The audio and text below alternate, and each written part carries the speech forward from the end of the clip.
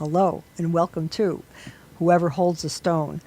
Today, we are here with Richard and Sanford, and we have Celeste remotely.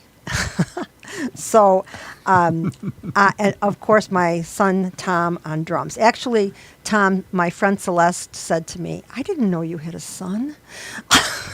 You know, I know. I had to explain it to her.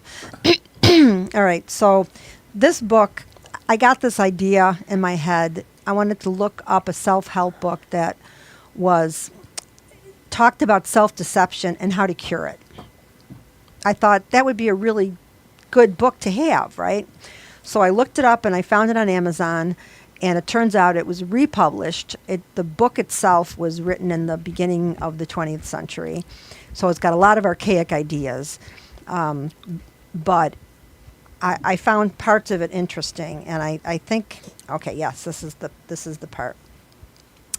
So he's talking about energy and how we only have a certain amount of energy, and we either displace it or sublimate. Thank you. Sublimate it. There are different things that our parents basically teach us. You know, they don't want you to display sexual behavior as a small child. They teach you to, finger paint instead. Yeah. Things like that. So in this case, this was I just found this interesting. So he points out, secondly, our primitive instincts may be displaced, and the displacement must be such as to conceal them from our conscious thoughts, in order that they may be tolerated by the conscious mind.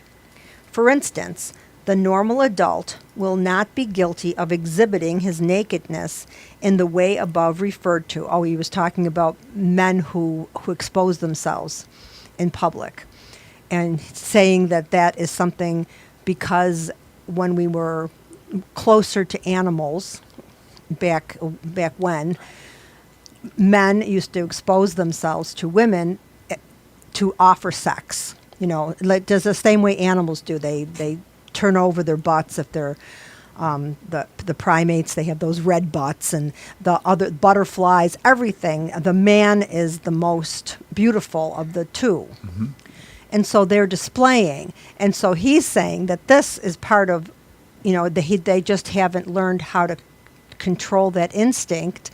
They're exposing themselves. Makes me wonder if he was exposing himself. It's just an instinct to expose yourself to the opposite sex as an offer of sex. All right, so nor will he display desires of sexual exhibitionism in a conscious manner, but he, or more likely she, will displace these ideas and will only call attention to the sex of her body indirectly by exhibiting the neck or arms, or more indirectly still through the medium of clothes designed to suggest, for the most part, unconsciously, erotic ideas. So he's saying that this idea that, because I always said, it's the men who are designing the clothes. They want to see all this stuff. It's the men who are designing the clothes. And yes, women have a right to wear whatever they want. But what he's saying is it's a subconscious desire to exhibit yourself in the way natural animals exhibit themselves to each other for sexual activity. And I just thought that was interesting. I don't know. What do you think, Celeste? I'm going to say that he's probably on the right track. Yeah. Because sexuality is part of the base nature of the animal kingdom. Yeah. The element of display within the animal kingdom, not so much the human kingdom, although at some point it was, men were dressed beautifully in robes and pearls That's right. and silks and all kinds of things. So I think our Western civilization, or maybe I'll say American civilization, although that might be too broad, but, founded as pioneers in these kinds of things. You didn't bring your fanciful life with you.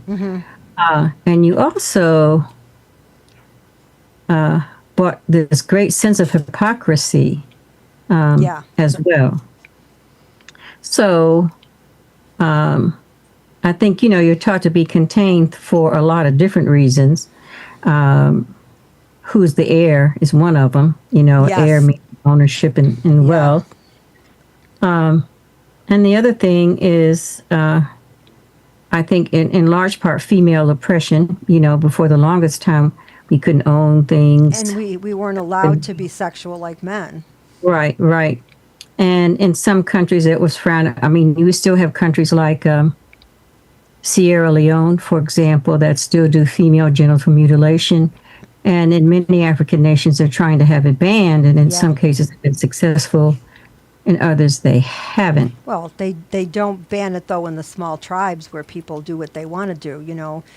Right. Your city people maybe are complying, but not necessarily in the rural areas. But I just think now the first question that popped into my head is, since we are getting more and more naked publicly, I mean, really, if you look at fashion, are we reverting back to animals, or are we just taking back our sexual power? Maybe we're just, for the sake of women now, I have no Yeah. way to speak for Yeah, women, yeah. but I think we're just moving into that area of self-acceptance and self-acceptance as a sexual creature.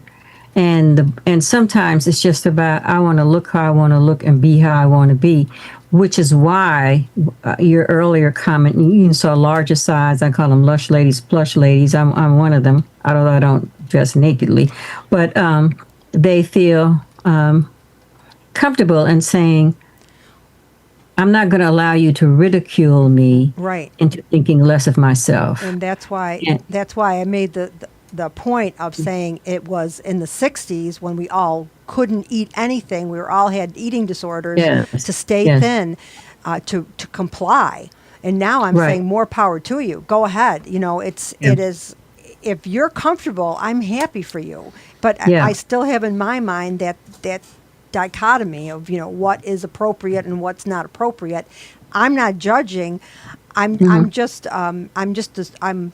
as Greg always says now, I'm from the 20th century. I love him. Yay, great. Yeah. Well, they business offices, in certain environments, I mean, they have a dress code, which is why they come up with the dress code. Yeah. To say, we're going to establish some continuity and uniformity Yeah. here, and this is a line that I need everybody to toe. Yeah, well, I'm And gonna. it Yeah, includes some modesty, Right. so it's not a yeah, it's not a free for all. exactly. So Yeah. I don't want to dwell on this. This was just an aside. Actually, I'd like to get to some of the stuff that I'd like to turn it over to Sanford to talk about the information that Richard had given me about an experience that you had recently with. Yeah. Couple of weeks ago, I've been reading a lot. I finished Don Quixote, finally. Yeah, that's a big book. one of the great reading experiences of my life. I'll talk about that later. Okay, good. And there's an Airbnb next door to my house. I didn't right? know that. Okay, well, the guy who owns the house, property Spencer, he no longer lives there. He rents out the main house to a couple. They have a child, and there's an addition, which is an Airbnb. His ex-girlfriend, Justine, who is a friend of mine, cleans the Airbnbs between clients or customers or people who rent it out, right? And you never know. You see different people, and they're there for 2 days, and then they're not. And then Justine comes in and cleans, somebody else comes. Well, about a week and a half ago, I saw this young woman, about 30 years old, pretty, blonde hair, walking a little dog. And I saw her a few times, and she was staying there. And I said, I was reading my book on the porch, and I said, "Hi, how are you?" And we started talking, and I found out what her name was, Kristen. And I said, "Hey, if you want to go swimming in my pool," it was so hot. It was like 90 degrees. And she said, "I'd love to. That's so nice of you." And I got up and introduced myself. And I said, "What brings you here?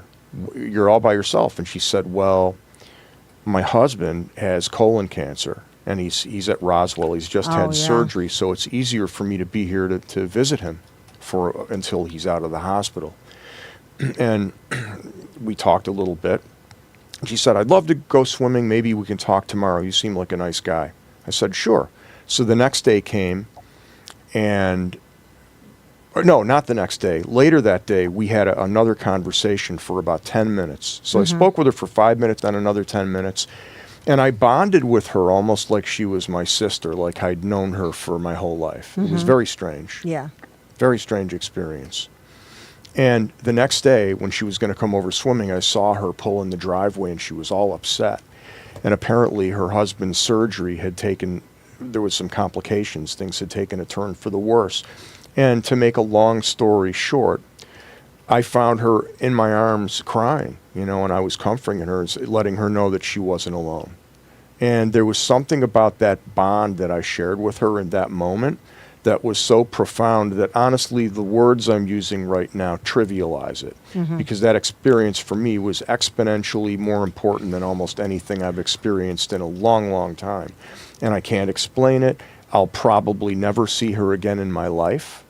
Can I make a statement? Yeah. Well, what I see, she was very vulnerable. You responded to that vulnerability. And Sanford, one of the things that we've talked about, you have a hard time bonding with people.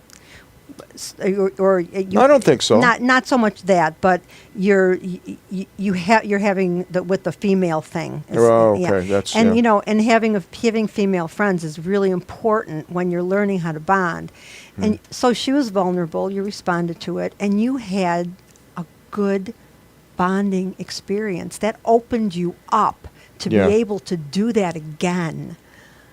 That experience, it's okay. But I'm not intimidated by women. That's No, not a I'm not problem. saying I you're think it's just a yeah. question of finding somebody with whom I'm compatible. Well, we're not even talking yeah. about. I'm not even talking about relationship here. I'm talking about female friends, because you can have that same amount of emotional bonding with a female friend. Yeah. And it opens your heart up. But It's it wasn't that. I'm opening my heart all the time with my students and with people and neighbors and friends. That wasn't it. This was different. This was different. This is a person I've never seen in my life. I will never see them again. And they just randomly walked into my life for minutes, less than 30 minutes that I've spoken with her, 20 minutes, right? And changed me somehow. Yeah. I can't explain it, and it's not what you're talking about. It's like when I'm on my deathbed, that may flash before my eyes. Yeah. And I'm trivializing the experience by putting it into words, because words, I think, cheapen experiences. That's why there's poetry. Yeah. Well, maybe there's a karmic element here that, well, everybody doesn't believe in karma, but I'm one of the people that believe in the movement of energy and karmic experiences. And some experiences are unique in that they enable clarity, and they enable opportunity to shift. Yeah. And this could have been one of those moments distinctively for you that are karmic experiences that allowed you to have a shift in something that you feel is positive and will stay with you and may be helpful at another time. Yeah, maybe you can't define it now, but it's like I've got all these little stories throughout my life of when the student is ready, the teacher will come. Yeah. This may have been a teacher, you helped her, but she also helped you. Yeah. Well, one never knows. Yeah. So I know Yeah. I've had some silly experiences. One-time encounters, like with a cab driver one time, who, when he left me off, he explained the tree of life to me. The cab driver. Wow. And it shifted the way I thought completely. Like, I was very young and I was very vulnerable, and it shifted me. And I thought, wow, I'll never see that person again. But this Yeah. is my life has changed. Right. You know, and that's happened to me A brief encounter. repeatedly Yeah. over my Yeah. lifetime. So And it could be a preparatory moment in time for you for something even more significant. Yeah. That's yeah, possible. yeah, I like it. Sounds wonderful. I like it. Yeah. Well, you want to hear the continuation of that story? I don't want to hog up the whole thing. No, here. I would like to hear the continuation. So, I was feeling a little depressed the last few days. I was actually going to surprise you at the Ukrainian Center, but I was feeling really down, and I was walking through my neighborhood at about midnight, and on Friday night, and I felt like I was a failure. I felt like I failed as a human being, and I just couldn't get that feeling out of my gut. And just everything seemed wrong, you know. And so I went to bed, and I didn't sleep well. And the next morning, I got up at around 11 o'clock or something. I slept in, and I still didn't feel rested, and I felt terrible. And I got a text message from Justine, the young woman who cleans the Cleans, Airbnb, and she said, "Hey, if you're bored, I'm going to this event. You want to go with me?" It's like she had psychic powers. And I thought, well, geez, maybe this would be good for me mentally. And course. After having read Don Quixote, with his sense of adventure, however misguided, I thought, all right, in the spirit of this, I'm going to go. And I didn't feel well. I didn't really want to go at all. yeah, So I took a shower. I ate a little bit of food, and I drove. And the event was a local set of biker clubs, like the Outlaws, oh wow, the Chosen Few. that is very Don Quixote like. Yeah. So it was fascinating, and I wasn't going to talk about it, but I mean, I'm not saying anything inappropriate that would offend anybody or upset anybody that was involved. I had a really nice time actually, and had some amazing conversations with a lot of people that I didn't know, and then strangely, I saw two people that I knew. My cousin showed up, who was always the black sheep of the family, and he had a lot of kind of underground connections, Yeah. Terrence, Yeah. and a guy that was a custodian at Villa Maria College 40 years ago when I was a student there. And you remembered him. And Wow. Butch, I remember him, and I've seen him, I've known him for years. And in any event, I learned a lot about biker club culture. It was absolutely fascinating. Like, for example, in some clubs call it a striker, other clubs call it a prospector. If you don't get your patch, the way to earn your patch is you have to go through a probationary period, and you have to do certain things like, if they have an event, you have to serve the food or cook the food or do the dishes, this kind of thing. And this one guy told me about that, and he said, but I'm in a 1% club, and I didn't know what that was. And he said 1%er clubs will do things, and he said, I can't tell you what they are, that other clubs won't do. So it was just fascinating, The seamy underbelly and you of get a diamond. society. You get a diamond. It's the Woo. 1% diamond. That's the symbol. Scary. Yeah, That's a little bit, but it was really fascinating. And Justine said something to me that was really moving. She said, a lot of people watch movies. What was that show about the bikers? Sons of Anarchy. Sons of Anarchy. And she said it's not like that, because she Yeah. knows all these guys really well, like intimately friends with them. Yeah. She said, these guys are misfits, and they're looking for a place to belong. Any world that I'm welcome And everybody to. was Yeah. really nice. I liked everybody that was there. They were really authentic and genuine, and good people. So But there is power in numbers too, and a lot of people who feel marginalized and who feel like they're picked on. Yeah. They will want to be with a group right, that will protect but them. I was kind of struck by what she said. It just showed a lot of empathy for Yeah. everybody that was there. Well, So that was the experience, and I it was fun. I didn't. Did I tell? Oh, go ahead. And they had You wanna- music. Bands were playing and stuff. There was a movie that came out based on a book that's a true story about a kid who was born with tumors on his face. And those people are difficult to look at, you Yeah. know, with the bulges Yeah, and everything. yeah. And he found a home. He found a group that wouldn't look at him in horror and say, "Get away from me." It was a biker club. Yeah. They embraced Well, there him, you go. and he Yeah. became part of the bikers. Right. And they loved the fact because they almost thrive on the fact that they're scary. Yeah. Well, that's we've And this kid was scary. yeah. So they let him ride right up front. Yeah. Well, then there's the story about the biker that lived on my street when I was young and just newly divorced. I was 21 years old, and he saved me from a stalker. Yeah. He and his friends parked on my lawn, and they got rid of the stalker that was following me around. And years later, I ran into him in a bar, and he recognized me, and I was so happy with him as my friend and his friend. They were very nice guys. Sure. And I was one time I was righteously, that's the word that was used, and I still have the invitation someplace. You are righteously invited to the I think it was Chosen Few Christmas party. Did you go? I still have that invitation. Did you go? You know, my I did oldest go. daughter is it's still a member, and she's a long-time member. They have these levels that they have to go through of a local bikers club. I was astonished. She had been involved in it for a couple of years before they let me know. She probably thought you wouldn't be pleased. Well, initially I wasn't, because I thought, oh my God, but Right. But as has been mentioned, this was a group of people who were, looking for second chances. Often, they're very community minded.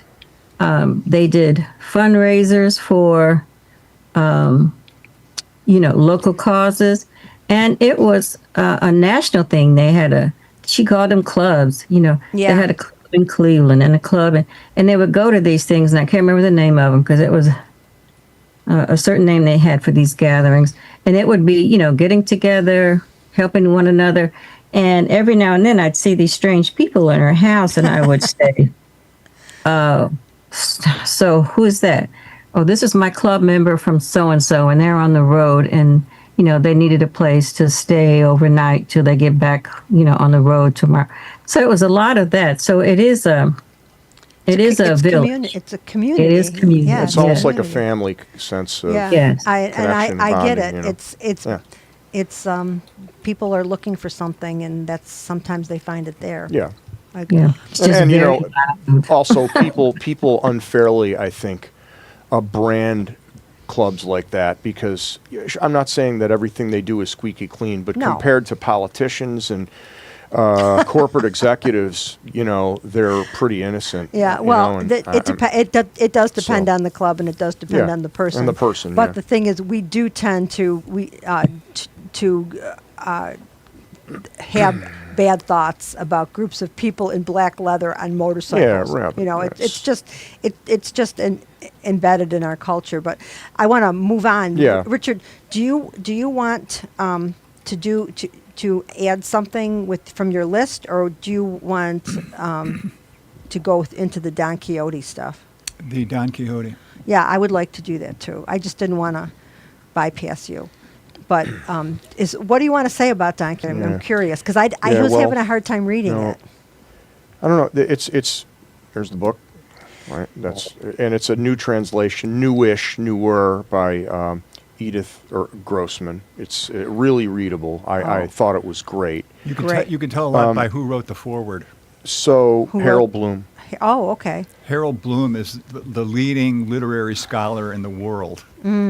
Imagine having that person write your foreword. Yeah. Well, yeah. the thing I was having trouble with was the language in the old translation, and also a lot of the stories I just didn't understand Mm-hmm. because they were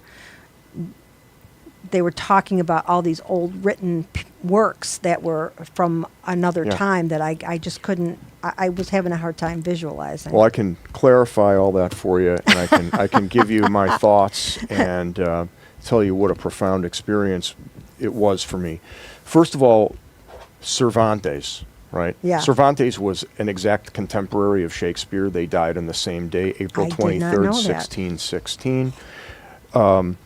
Cervantes fought at the Battle of Lepanto, and I forget what 15-something, 70, 85, I can't remember the exact year, when the Turks were defeated in a major naval battle. And Okay. he was wounded. He lost the use of his left arm.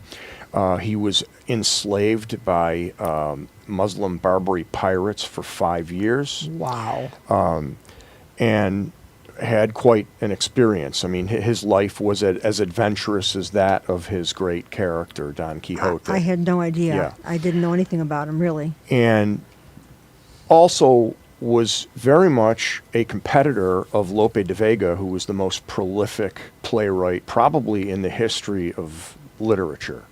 He was extremely prolific. Lope de Vega. Look him up. He wrote probably more plays than anyone who's ever been alive.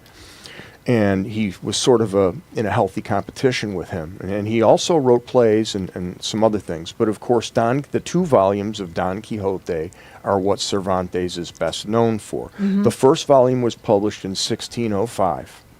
The second volume was published 10 years later in 1615, 1 year before he and Shakespeare died on the same day. And what the story is basically about, I thought I knew what it was about, but I didn't. Because I think our culture you learn from a teacher, you learn from a movie, or you learn from some blurb that you read, and you think you know what the book is about. Experiencing this book is something altogether different. And I have to ask myself before I tell you what it's about, and I'll do that as briefly and as succinctly as I can. It's a mystery. I have to ask, what does this mean? And I don't know. I really don't know. You can interpret it in a variety of ways, and some interpretations might be more defensible than others, but I'm in awe. I'm haunted by what this book means. And anyway, makes me want to read it now. What it's about is this middle-aged man around 50 years old who is upper class, has some noble blood, lives in this small town, and he feels out of place in his culture. He can't be like other people. And I think a lot of people can identify with that, right? Yeah. We all feel, all of us in one way or We're another. all alone in our skin. Yeah, we can identify with that. And to find meaning, he starts reading these books that were very popular in the early 17th, late 16th century chivalric romances, Yes. which were really about knights in the classic shining armor during the age of Charlemagne and the Crusades, and the most famous of those knights was Amadis of Gaul, Gaul being France at that time, right? The French were, conflict. Charlemagne was French, and he's just enamored, right? And those are the books that are cited frequently throughout the book, and they were real books. They were real texts that were very popular. That's what I thought. And it drives him insane. Richard asked me a question once, do you think Don Quixote's character in the novel was insane? He clearly was mad. And throughout the book, everyone who meets Don Quixote, and this is said over and over and over and over again, and I don't understand what Cervantes was going at here.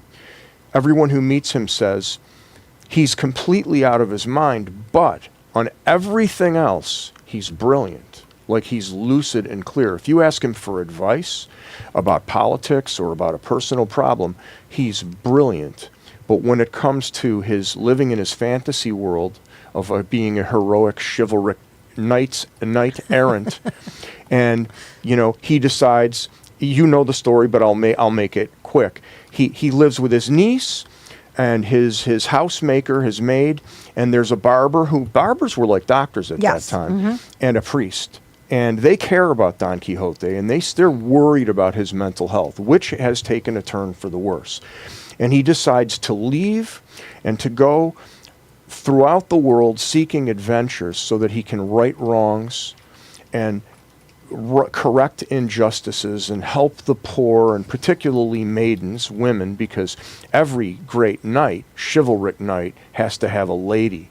So he invents one, Dulcinea of Toboso, and she doesn't exist. No. But she does for him.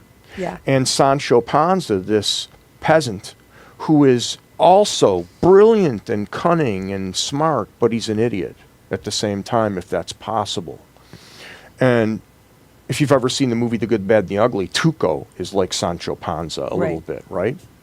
And that was an influence, actually, by Sergio Leone, but I digress. But they go off in search of adventures, and they have obviously the windmills is the most famous one. It's early in the story. It's not I don't think it's the most interesting. Yeah. And there are many, many, many things that happen to Don Quixote throughout these 2 volumes of the story. And I'm not going to go through all the adventures that he has. But what I found shocking is the brutality and the cruelty and the violence that is inflicted on him and even against others in the book.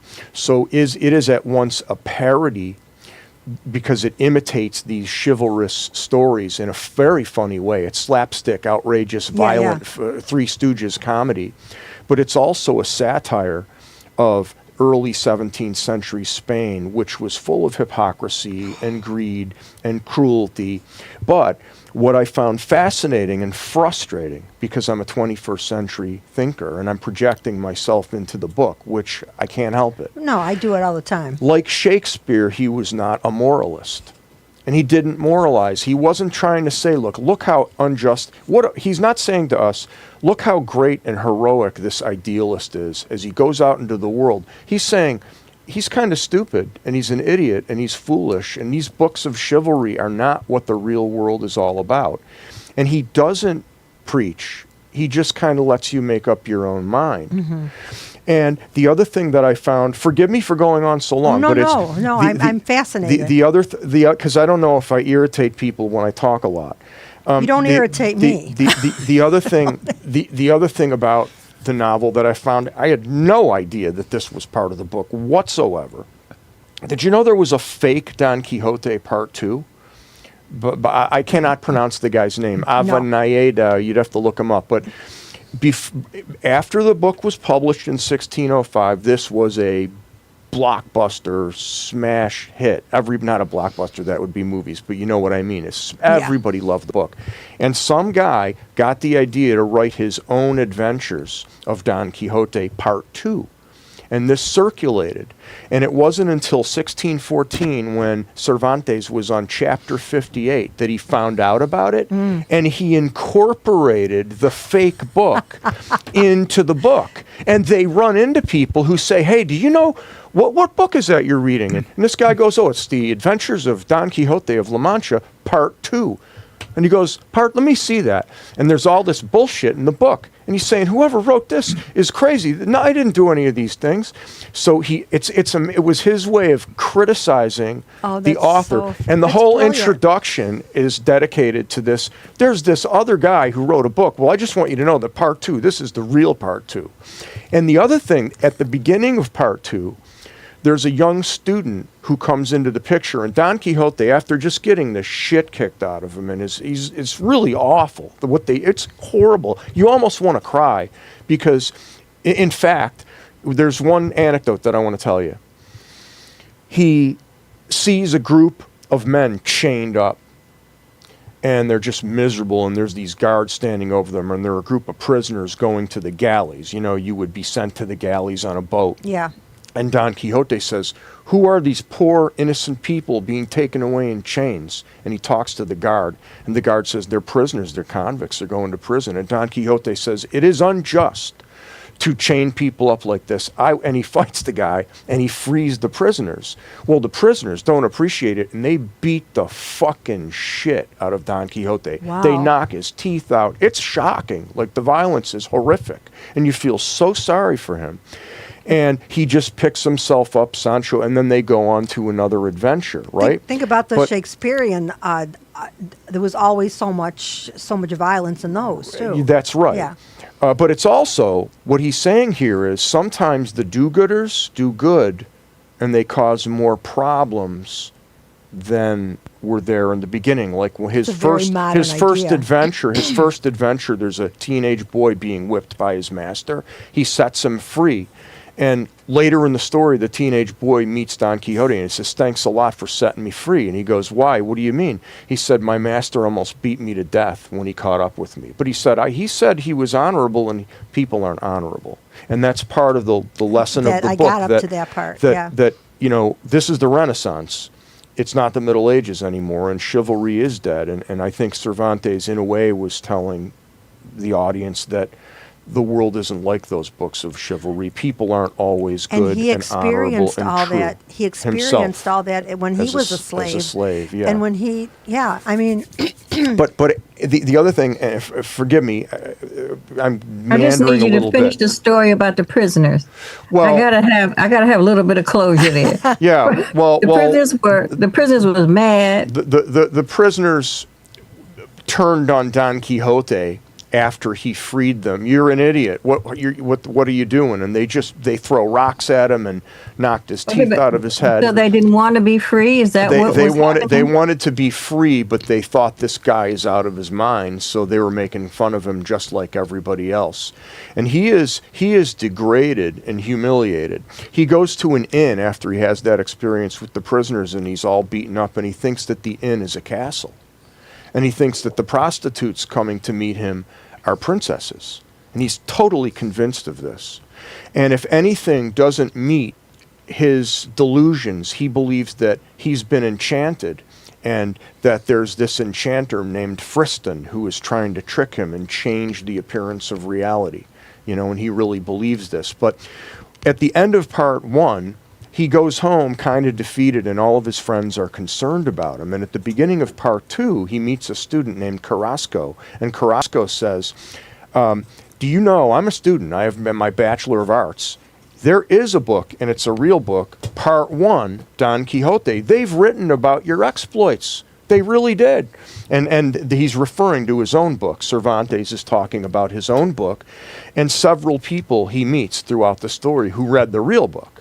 And that's part wow, 1. that's pretty cool. But then later, when Cervantes found about the fake part 2, he weaves that into the narrative. Now, the other thing that's extraordinary about the book, and I think that makes it maybe the first modern novel, allegedly, although I'm not qualified to make that statement, is that it is a tour de force of narrative construction. There are narratives within narratives within narratives, and they're extraordinary. It's this tapestry of storytelling, and it's exhausting because every time he tells one brilliant story and you think you're done, and you catch there's another story, and there's another story and another story, and they're connected, and all these characters meet up later on in the novel. It is staggeringly brilliant in that sense. It is it's masterfully written. That's one thing. But then I started to ask myself, what does it mean? What is Cervantes trying to say? Is he, because as you read the book, it's etched forever in my mind and my soul, this image of this gaunt-looking figure with the lance on his Rocinante, his rickety old horse, and Sancho Panza. They've become these archetypal heroes who want to do good, and they care about people, and they want to treat people with justice and kindness. And I feel like crying because they humiliate him so badly. Aren't you seeing that, though? And it breaks him. But Spoilers, he dies of basically a broken heart because he's given up his ideals. You see it all around you in the world. These people who have the right idea, and they want to help people, and they get taken advantage of by the other kind of people. Yeah.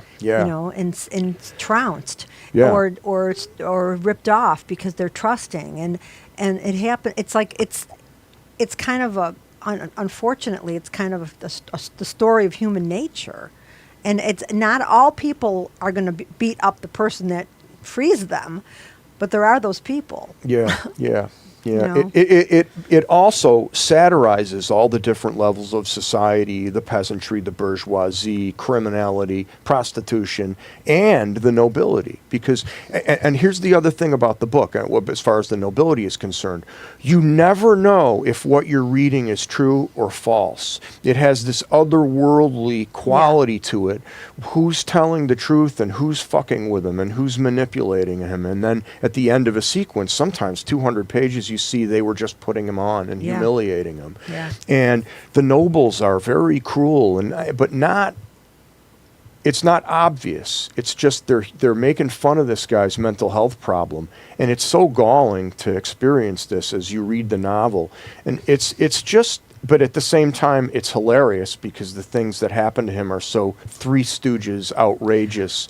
And I don't know if I'm explaining it right, but the last thing I want to say ultimately is the meaning of this great book. It just, when I finished it, I asked myself, what does it mean? Is he saying that it's bad to be that way, that it's naive, and we live in this world, very Machiavellian world? And there's another thing real quick I want to say about Machiavelli, because it's so important, and I'm glad I remembered it. Is he saying you're a fool if you're idealistic and you should just be a more practical person? Because there is that argument. You could make that argument. Is he saying that I really admire what this guy did? Because it's at the end he says, can I just read the last lines Of course. real fast? Yeah. This is how he ends the book.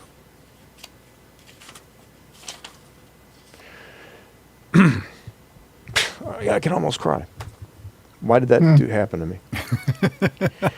It's For allowed me, here. Something triggered by Kristen. For me, no, it has nothing to do with her. For me alone was Don Quixote born. This is Cervantes, an eye for him. He knew how to act, an eye to write. The two of us alone are one. Despite and regardless of the false Tordesillian writer who dared, that's the guy who wrote the fake history, Right. or will dare to write with a coarse and badly designed ostrich feather about the exploits of my valorous knight. For it is not a burden for his shoulders or a subject for his cold creativity, and you will warn him, if you ever happen to meet him, this fake writer, to let the weary and crumbling bones of Don Quixote rest in the grave, and not attempt, contrary to all the statutes of death, to carry them off to Castilla de la Vella, removing him from the tomb where he really and truly lies, incapable of undertaking a third journey or a new sally, for to mock the many undertaken by so many knights errant, the two he made, the journeys out into the world, were enough. And they have brought delight and pleasure to everyone who knows of them, in these kingdoms as well as those abroad. And with this you will fulfill your Christian duty by giving good counsel to those who do not wish you well. And I shall be pleased and proud to have been the first who completely enjoyed the fruits of his writing, just as he wished. For my only desire has been to have people reject and despise the false and nonsensical histories of the books of chivalry, which are already stumbling over the history of my true Don Quixote, and will undoubtedly fall to the ground. Farewell. He loved the character. He loved He him. loved the character. Yeah, he It's did. He did. pilgrimage. It's pilgrimage in so many different ways. I commend you for reading it and for understanding it, and even more so to be able to articulate it. That I don't think I could do that. Yeah. Can I say one more? Thank you very much, Celeste. Can I say one more thing that I forgot to say, and I'll And then, shut up? then it's Richard's I'll turn. shut up. There's a beautiful passage, and I don't know where it is. I highlighted it, but I'm not going to try and find it, where he gives Sancho Panza advice on how to be a governor, because there's a whole thing where he becomes a governor of an island, and it doesn't happen, and it's all a put on by these nobles. And the advice is the exact opposite of Machiavelli. Machiavelli would say it's better to be feared than loved. He said it is better to be loved. It's better to be kind. It's better to be generous. And I thought that was such an astonishing contrast to Machiavelli. The ideal And there you go. world as opposed to Yeah. the real world. Right? So I turn it over to Richard. Sorry it took so long. Could we say that the book is about when you get involved with art? In this case, he was reading about the days of the knights. Yeah, It affects the way that you perceive the world. absolutely. There's a movie out, 2025, that's on streaming, and I always look and see what the critics say about it, and the critics raved about how good this movie is. They said, this movie will affect your emotions when you watch it. You know, be warned in advance. It's very powerful acting. So what's the movie about? You know how small theater groups will rent out a storefront that the landlord is having trouble renting. Yeah. Yeah. And Yeah. they'll make it work. They'll set up a little stage and everything. And Yeah. so, Yeah. so the construction workers are working on the street outside, and the woman who's the director of the improv theater or the drama theater, she's studying them as they're working, and she notices this one worker. He has problems where he has anger management problems. Oh, okay. And when he's not involved in anger management, she can tell he's holding it in. Like he's got something brewing in him. So she goes out and she says to him, "Oh, I see you're knocking off for the day. Would you help me with something?" So he walks in and she goes, "Right here in the back room." And there's a table reading going on. And Yes. she says, "Would you sit in that seat?" And he goes, "Okay." And then she hands him a script and she said, "Would you read the part of so-and-so from Romeo and Juliet? We just need someone to read it to fill in the gap." Okay, so he does this. He's a construction worker, you know? Yeah. And when he's getting ready to leave, she says, "Thank you. You helped us out a lot." And he said, "I was glad to be of assistance." And then she said, "Come back again whenever you're tired of being the person who you are in real life." And that sticks with him Yeah. because he goes home and has an argument with his wife.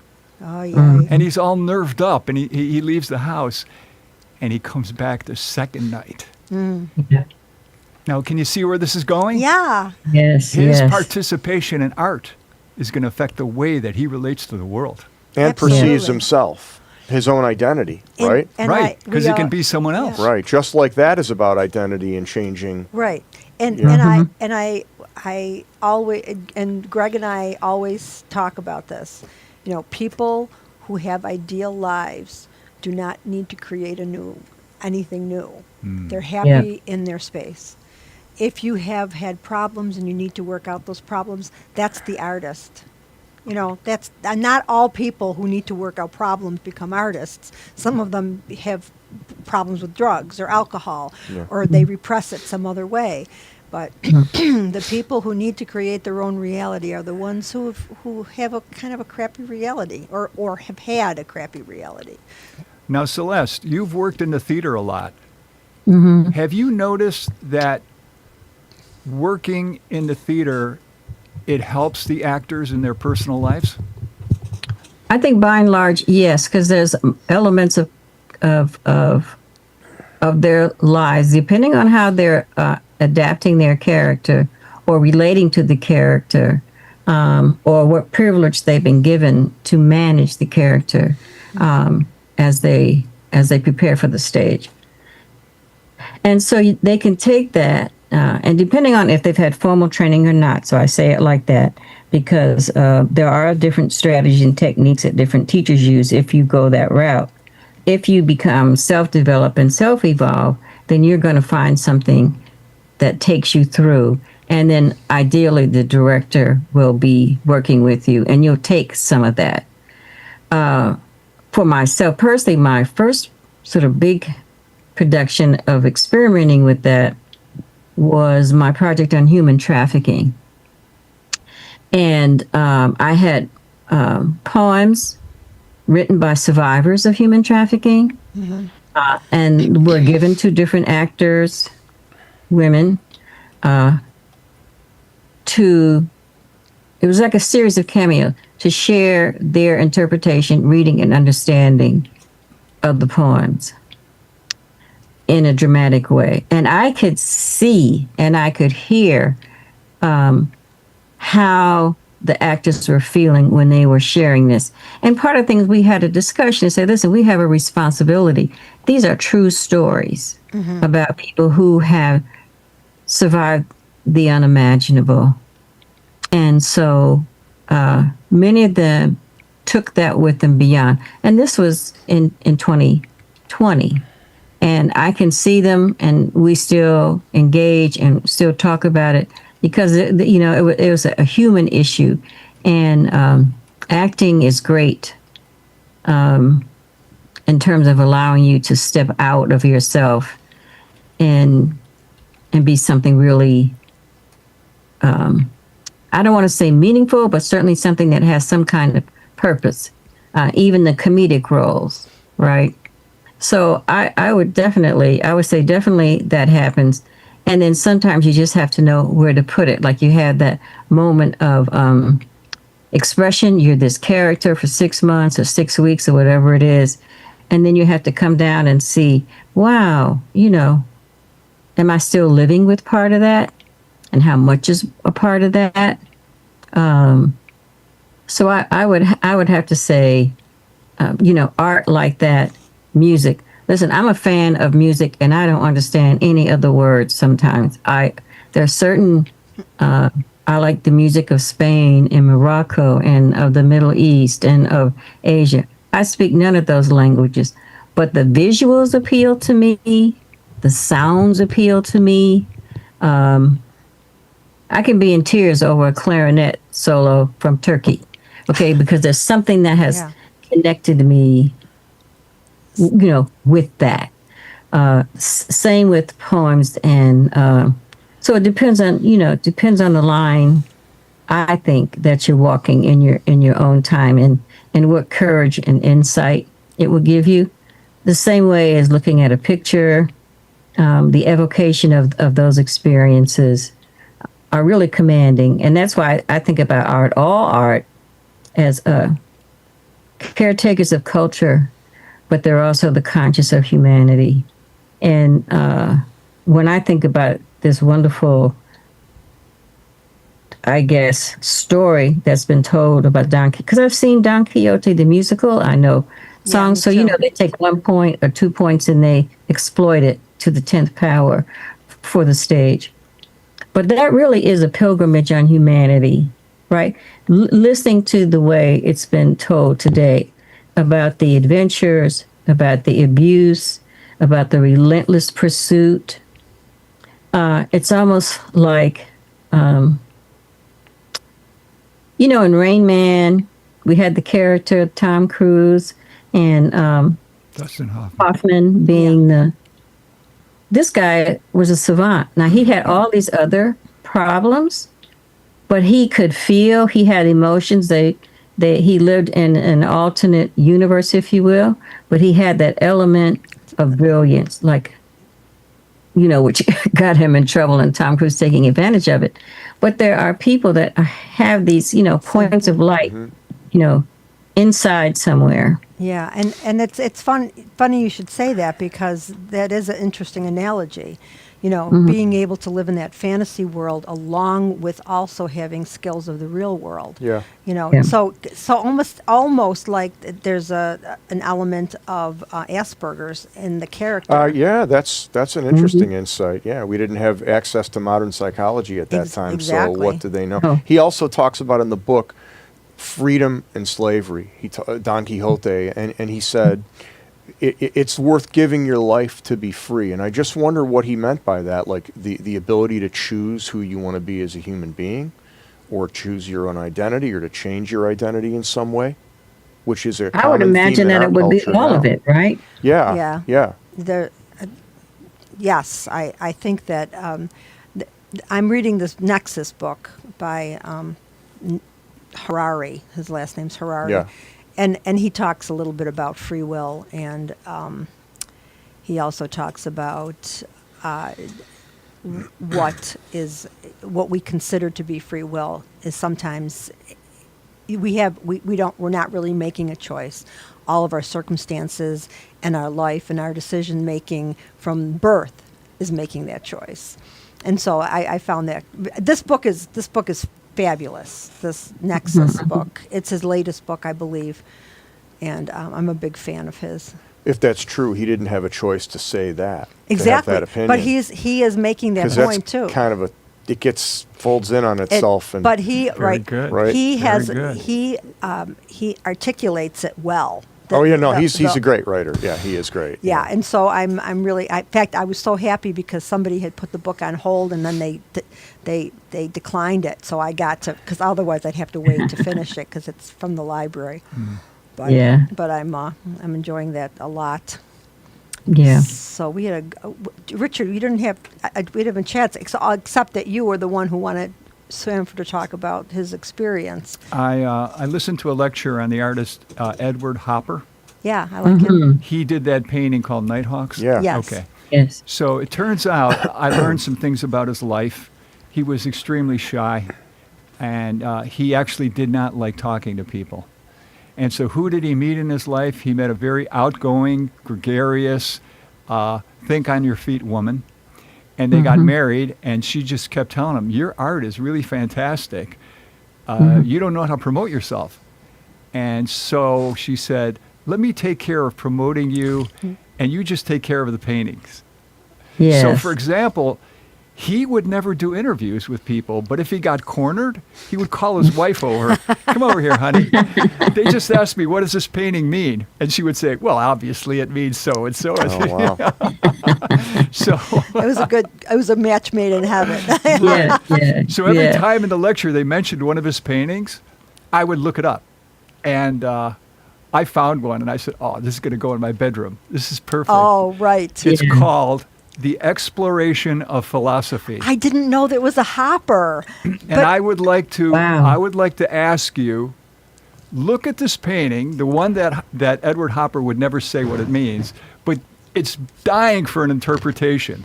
Remember, it's The Exploration of Philosophy. Okay. Oh. And he's got the book next to him. Yes. The book, he's deep in oh my God, I can't say any words. My brain is still broken. Contemplation. Contemplation, thank you. And there's the woman behind him. Maybe she just got tired of waiting. That's why she rolled over. Wow. What's your interpretation, Celeste? I think the guy is sitting there saying, I don't know what's happening here. I mean, that's what he's got the book. He has the woman. He's got nature. You see nature outside of the window, Oh, good point.